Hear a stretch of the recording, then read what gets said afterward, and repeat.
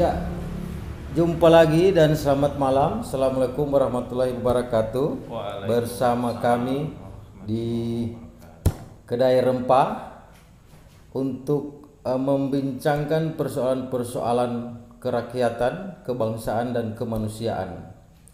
Malam ini telah hadir di meja kopi Kedai Rempah Mas Agung, Ya.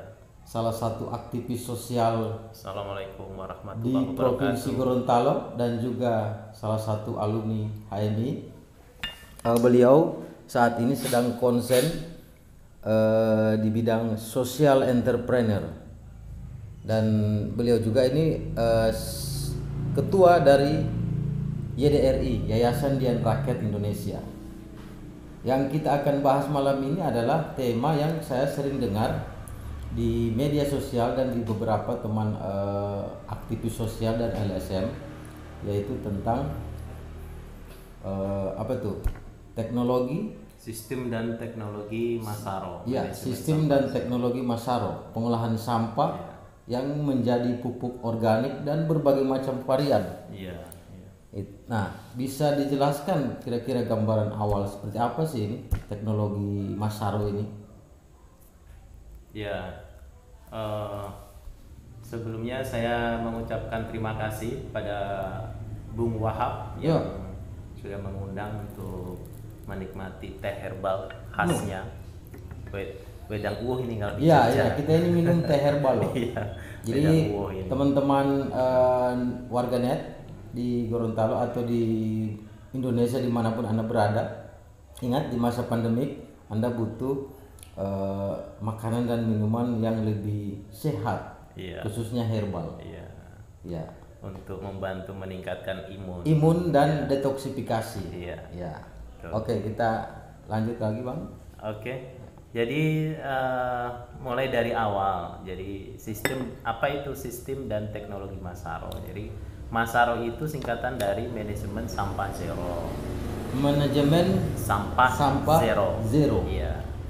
Nah, Masaro sendiri itu dicetuskan itu oleh orang Indonesia asli. Oh, Jadi namanya beliau- kok nama seperti Jepang-Jepang begitu ya? kan singkatannya ya Masaro. Ah. Pencetusnya itu Prof. Ahmad Zainal Abidin, beliau salah satu guru besar di Institut Teknologi Bandung (ITB). ITB. Ya, keahlian beliau itu justru beliau pakar di bidang polimer dan membran. Beliau mengajar di Fakultas Teknik Industri Kimia ya, Ya, kimia, ya. jurusan kimia. Nah itu pencetusnya. Jadi Masaro sendiri itu adalah satu program pengelolaan sampah, gitu. Jadi titik tekan Masaro sendiri itu sebenarnya adalah mendorong perubahan mindset masyarakat, gitu kan, untuk mau yang selama ini kesadaran soal membuang sampah pada tempatnya belum terbangun ya. Masaro sendiri itu mendorong perilaku masyarakat bukan hanya membuang sampah, tapi sekarang yang dibangun harus jadi konsep pengelolaan sampah hari ini kan sekarang harusnya sudah dengan konsep sirkular ya, sirkulasi. Jadi kita harus meninggalkan konsep lama yang selama ini dikenal soal sampah itu kan dikumpul, diangkut terus dibuang. Jadi dikumpul di rumah kita, itu kan, terus diangkut karena kita taruh di TPS, terus nanti ada armada sampah miliknya DLH misalnya, itu mengambil terus dibuang ke TPA, tempat pembuangan akhir. Ya. Sampai di sana kita nggak tahu jadi apa. Jadi sampah lagi. Ya, jadi dari awal namanya sampah sampai di TPA juga tetap sampah. Nah itu kan pola pengelolaan sampah kita selama ini. Itu harusnya dirubah ya. Harusnya kita sudah memakai konsep atau dengan sistem sirkular atau sirkulasi. Jadi bukan hanya sekedar kumpul angkut buang, tapi sekarang harus pilah, kemudian angkut, kemudian proses, jual. Bisa dijual lagi sampah ini. Iya, jadi oleh metode teknologi dengan manajemen sampah zero, iya. itu polanya sudah ke pola sirkular. Jadi polanya dipilah dari sumbernya, kemudian diangkut, terus kemudian diproses sesuai karakteristik sampah masing-masing, terus dijual. Bisa dijual karena lagi. menjadi produk. Produknya apa saja? Produknya kalau di Masaro ada 5 produk. Satu, jadi begini, sebelum masuk ke produk, jadi pemilahan ya, dari pemilahan dulu. Konsep pemilahan yang didorong oleh Masaro adalah konsep pemilahan dari sumbernya. Nah ini yang penting, karena kan selama ini terkadang kita nggak memahami di mana sebenarnya sumber sampah. Kalau misalnya Masaro bicara dipilah dari sumbernya, pertanyaannya kan di mana sebenarnya sumber sampah? Kan itu. Nah, selama ini kita kurang menyadari bahwa sebenarnya sumber sampah itu dari rumah kita masing-masing atau dari diri kita masing-masing. Penghasil sampah itu kan ya diri kita sebenarnya. Jadi kalau kita melihat ada tumpukan sampah di TPS sampai bau, mengakibatkan bau, itu sebenarnya kan dari perilaku kita sendiri juga. Karena tadi kita hanya mengumpul terus kemudian memindahkan ke TPS, gitu kan. Jadi ini cara ini sebenarnya bisa dibilang satu tindakan progresif atau revolusioner. Revolusioner. Jadi memang yang kita dorong adalah perubahan perilaku masyarakat. Kunci dari suksesnya pengelolaan sampah itu satu, perubahan perilaku masyarakat yang mau memilah sampah dari sumbernya, dari sejak dia. Jadi saat kita megang masker, kita mau buang di mana nih, gitu. Jadi kalau Masaro kan membuat 4 pemilahan ya. Jadi sampah jenis membusuk, terus kemudian sampah jenis daur ulang, yang ketiga sampah jenis plastik film, yang keempat sampah jenis bakar. Dan ini semua jenis sampah ini masing-masing bisa sampah menjadi produk. Ya, masing-masing sampah akan diselesaikan sesuai karakteristiknya masing-masing dan menghasilkan produk yang bisa dijual lagi. Ya, bisa dijual dan bahkan bisa Masaro bisa menyampaikan bahwa zero waste to development agriculture.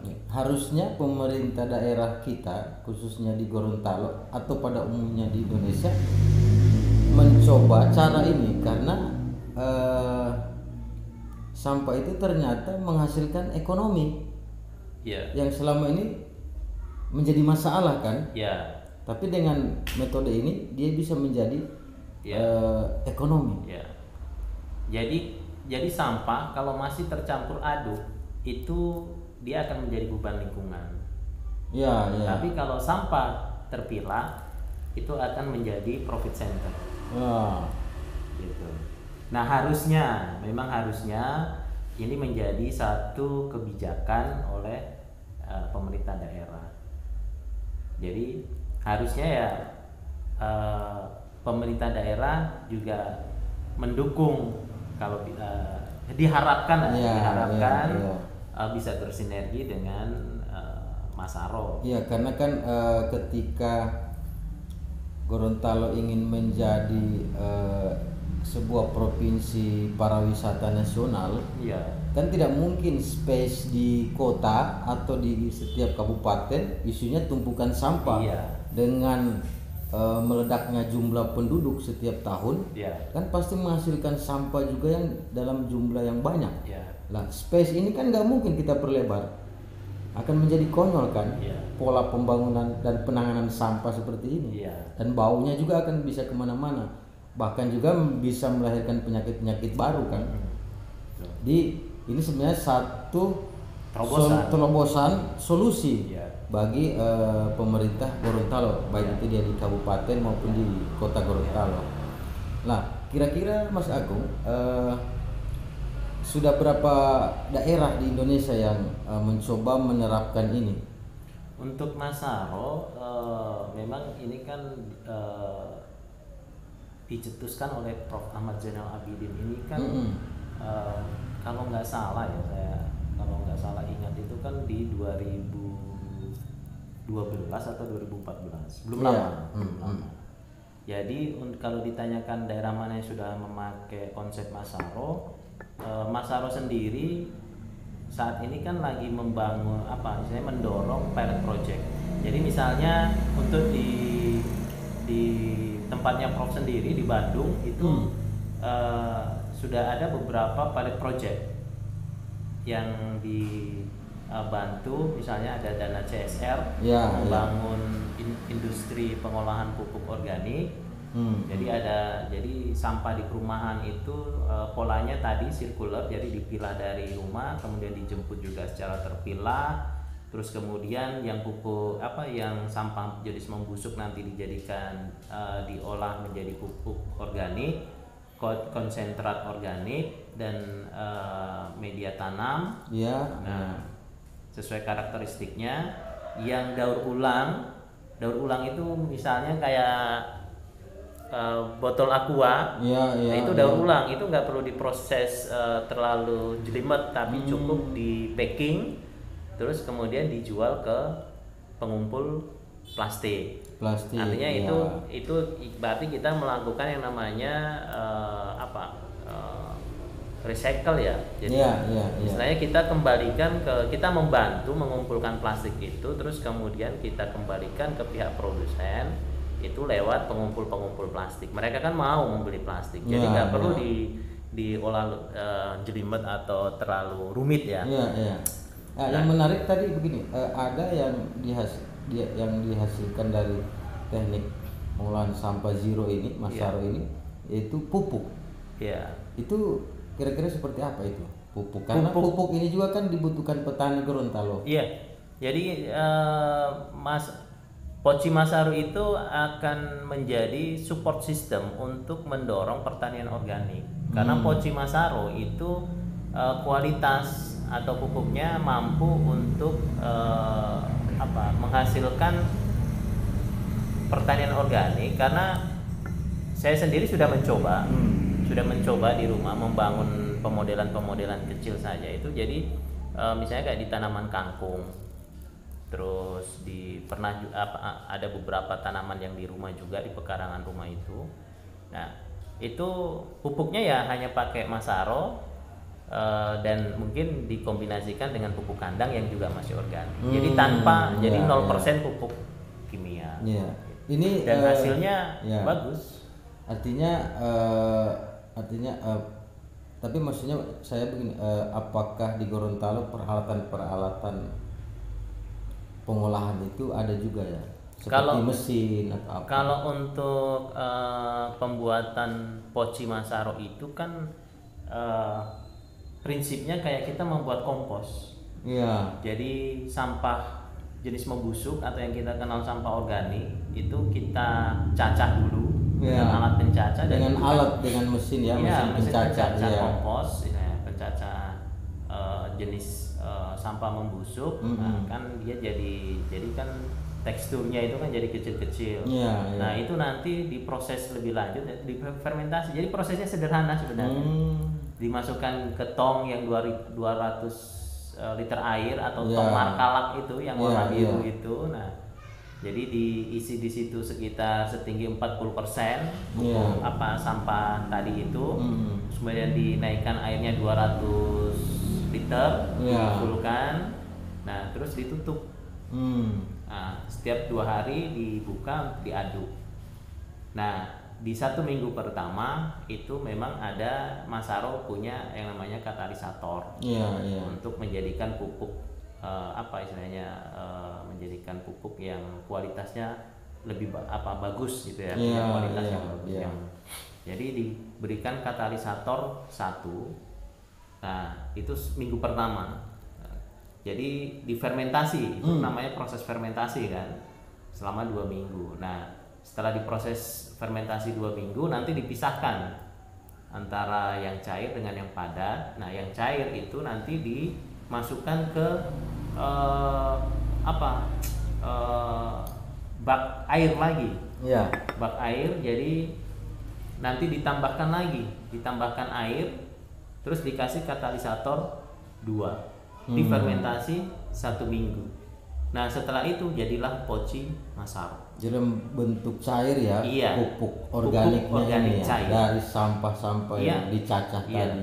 Jadi Artinya kita melihat sampah bukan, kalau Masaro melihat sampah bukan lagi sampah yang dianggap nggak berguna dan iya, iya. apa ya, mindset masyarakat kita kan memandang sampah kan seolah-olah sampah ini Masalah dan tidak berguna. problem, tidak Ya. berguna, sarang penyakit dan sebagainya. Iya.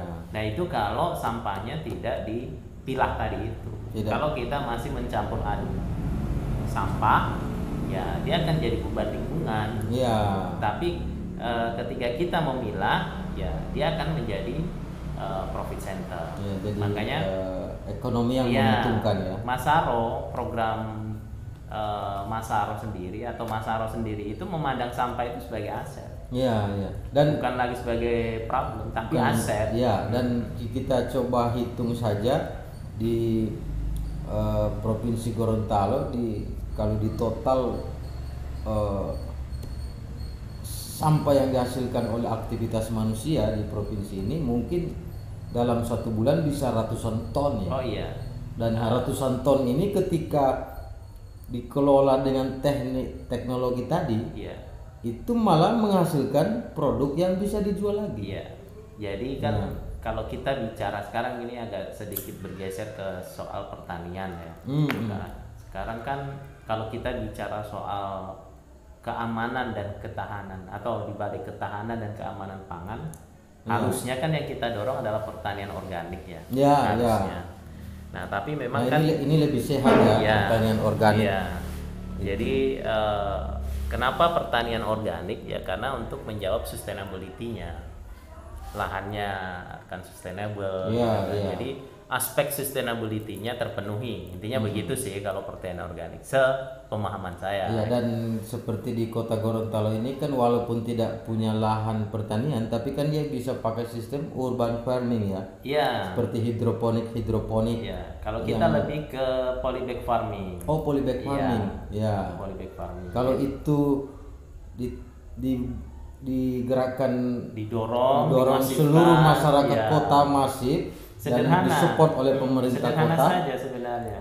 Ini Misalnya ya. di masyarakat kota yang minim lahan itu Ya. bisa memakai polybag untuk menanam di pekarangan.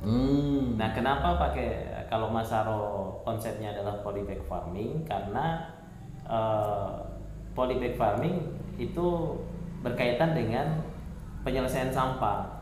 Karena kan sampah tadi kan menjadi media tanam, menjadi pupuk gitu kan. Iya, Jadi iya. misalnya kita menanam tanaman hortikultura di Hortikultura, pekarangan rumah. iya, Nah, iya. itu kan bisa pakai polybag. Nah, media tanamnya itu nanti dari hasil pengelolaan sampah membusuk tadi. Oh iya, ada salah satu item produknya selain pupuk itu bisa menghasilkan media tanam. Media tanam. Dan Nah, itu itu dihasilkan justru dari sampah jenis bakar. Tadi kan ada 4 pemilahan kalau di Masaro. Iya, iya. Ada sampah. Nah, untuk sampah jenis plastik film. Nah, kalau sampah jenis plastik film itu contohnya ini. Pinjam ini rokok ini. Iya, iya. Nah, rokok ini, plastik ini yang disebut plastik jenis plastik film. Iya. Nah, ini tidak diambil oleh pengumpul plastik. Saat pemulung mengambil plastik misalnya ini nanti disisihkan. Iya, tidak diambil ya, Tidak dibuang. diambil, Iya. dibuang. Nah, pertanyaannya siapa yang mengelola ini? Siapa yang menyelesaikan ini? Nah, kalau ini tidak diselesaikan dengan jangka waktu yang bertahun-tahun, tentu kan juga akan menjadi satu residu atau tumpukan sampah yang tidak terurai. Iya. Nah, Masaro menghadirkan alat yang namanya alat kilang plastik Masaro di Iya. sini untuk menyelesaikan ini menjadi BBM. Bahan bakar ya. Iya, bahan bakar dengan proses pirolisis. Iya. Nah, kalau Prof pernah menyampaikan ke saya, menyampaikan ke saya bahasanya begini. Siapa yang bilang ini plastik tidak bisa diurai? gitu kan. Biasanya kan kita statement kita ini plastik tidak bisa diurai gitu kan, karena itu kan karena maksudnya kalau kita berharap tanah yang mengurai kan gitu secara biologis, tapi kalau kita mengenal penguraian secara kimiawi ya ini bisa diurai dan menjadi bahan bakar BBM. Jadi sebenarnya dengan hadirnya teknologi Masaro untuk pengolahan sampah ini bisa menjadi solusi efektif yang tepat saat ini untuk persoalan sampah di Provinsi Gorontalo. Ya, bukan hanya di Gorontalo sih ya, barangkali mungkin untuk seluruh Indonesia ya. Ya. Apalagi daerah perkotaannya yang padat penduduk gitu ya. Iya. Jadi di Masaro ada alat yang namanya alat kilang plastik Masaro. Nah, alat kilang plastik Masaro itu mengkombinasikan dua alat, insinerator dan alat pirolisis. Nah, insinerator itu kan sebagai alat pembakaran. Nah, apa yang dibakar? Yang dibakar sampah jenis bakar tadi itu. Kan ada 4 pemilahan. Sampah jenis membusuk, sampah jenis daur ulang, sampah jenis plastik film, dan sampah jenis bakar. Kayak misalnya masker ini, sampah jenis bakar. Nah, ini nanti yang dimasukkan di insinerator. Nah, insinerator membakar, proses, jadi bukan proses ya, energi panas yang dihasilkan dari insinerator itu akan dialirkan lewat pipa untuk membantu proses pirolisis ini. Iya. Jadi saat alat kilang plastik melakukan proses pirolisis, itu yang dibutuhkan adalah energi panas dari insinerator. Artinya alat kilang plastik Masaro itu tidak membutuhkan energi seperti BBM ataupun listrik untuk mengoperasikan alat itu. Iya. Bentar, saya sudah membayangkan seandainya hal ini diterapkan oleh instansi terkait ya, dalam hal ini pemerintah Gorontalo, itu Gorontalo itu akan menjadi kota terbersih di dunia. Artinya memang tidak akan hilang sampah, tapi kan minimal itu dalam jumlah besar presentasinya itu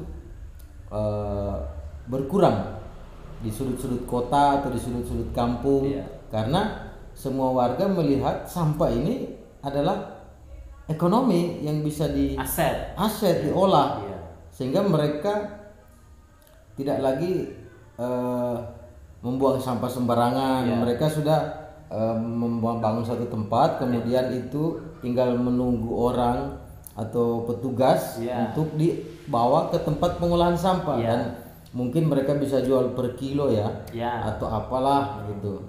Nah, sehingga dengan kesadaran warga, sampah ini bukan lagi masalah di Gorontalo. Ya, ini menarik juga ya.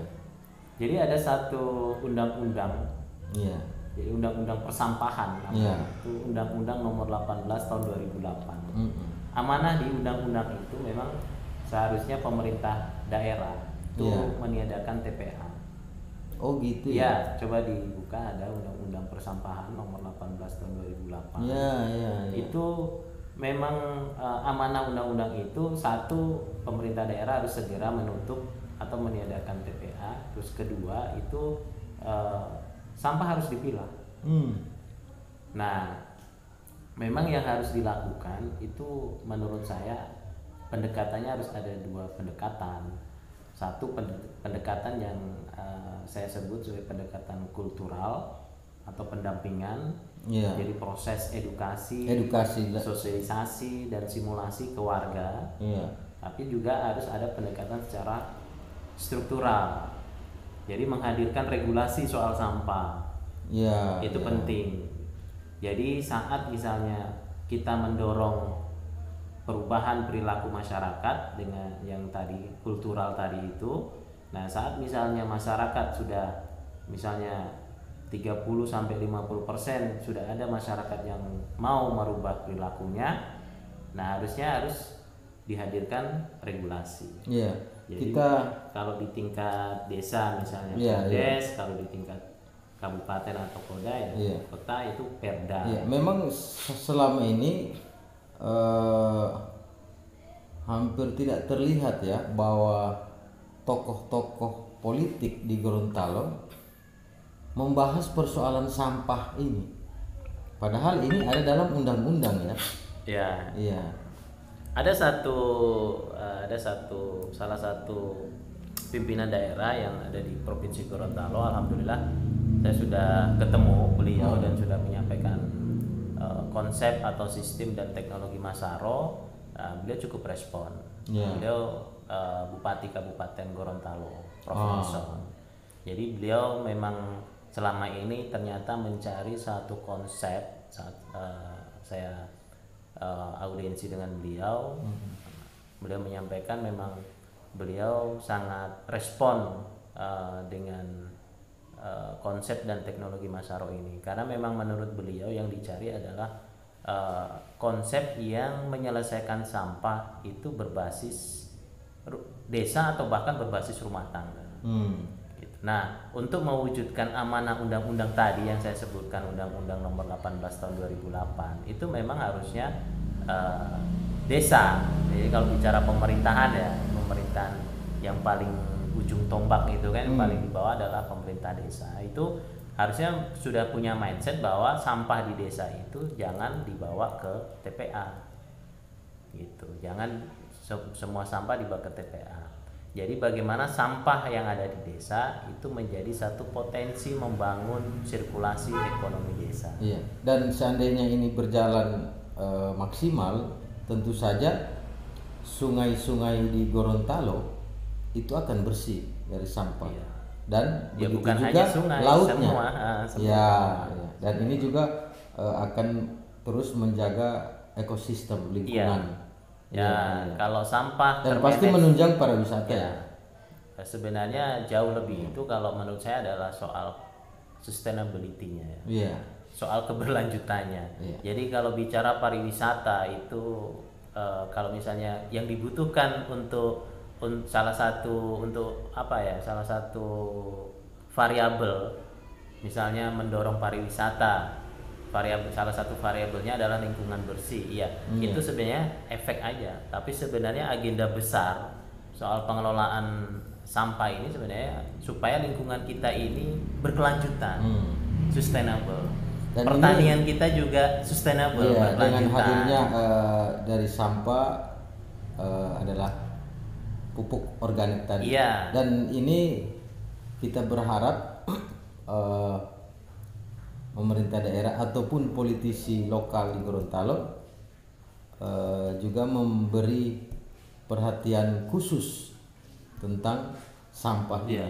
Karena jumlah penduduk Gorontalo itu kan tiap tahun bertambah. Iya. Dan hasil aktivitas manusianya menghasilkan sampah juga yang cukup banyak. Menurut saya memang perlu diseriusi persoalan sampah ini, karena beberapa hari yang lalu saya bersama Mas Jihan namanya, beliau dari Yayasan Rumah Energi, itu sempat ketemu dengan pihak pengelola TPA Talumelito. TPA. Nah, kita sudah berdiskusi di sana dan di Talumelito sendiri kan konsep yang dibangun adalah konsep landfill ya.